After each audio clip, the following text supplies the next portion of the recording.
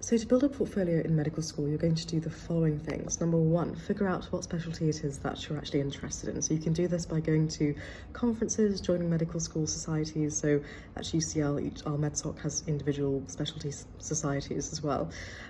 Just attend events, engage, and see what specialty actually interests you.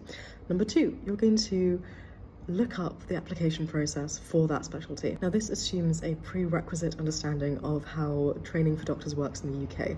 And by that I mean what happens after foundation training. Core training, the different types of core training, IMT, CST, ACCS, run-through training programs, higher training, etc. So you're going to figure out the exact pathway to your specialty of choice. And then you're going to look up the portfolio requirements for that specialty application. And you're going to figure out the next application process that you have to go through to get to that specialty of choice after foundation training. So for example, if you want to get into medicine, like oncology, like I do, the next application that I will have to make after foundation training is to get into IMT, so internal medicine training.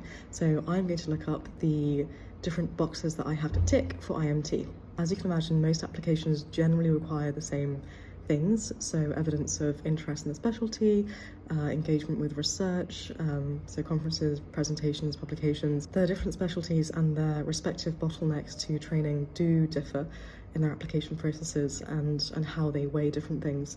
For example, the pediatrics run-through application is slightly different to IMT, but all this information is out there, it's online, you just have to go and find it. Step three, lastly, you're going to try to tick as many of those boxes during medical school as you can. The earlier you start, the less stressed you will be towards the end. Now, I will also say that I hate the fact that medicine is inherently a tick box career. I think it drives students to do things that they're not necessarily interested in, for example, research, which often means, for example, stressing out about publishing typically low quality work for the sake of a tick box. And as much as I rant about these things, I've never once discouraged anyone from trying to tick those boxes, because the reality is that everyone else you're competing with for that job is going to try to tick those boxes too. There are ways to get involved with the research in medical school and to explore that interest if it's there. There are ways to do clinical sort of audits and quips during medical school. My advice is medical school is there to explore all of these other things alongside your degree if you can.